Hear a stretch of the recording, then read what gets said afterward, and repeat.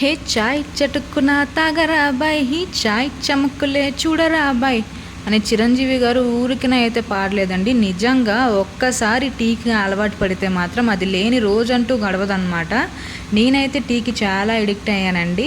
సాయంత్రం అయ్యేసరికి నాకు పక్కా టీ అనేది ఉండాలన్నమాట. పెళ్ళికి ముందైతే ఈ అలవాటు అయితే ఉండేది కాదు. పెళ్ళి ఆఫ్టర్ బేబీ తర్వాత మాత్రం నాకు టీ అనేది అలవాటు అయిందనమాట.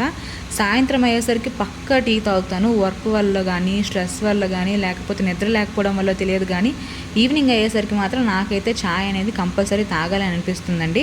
అండ్ ఇది ఎక్స్పెషల్లీ రైనీ సీజన్ కదా, బయట వర్షాలు పడుతూ ఉంటాయి, చల్లగా ఉంటుంది. వేడివేడిగా మనం ఒక టీ తాగుతూ మనకి ఇష్టమైన మ్యూజిక్ వింటే ఆ ఫీలే వేరు కదా.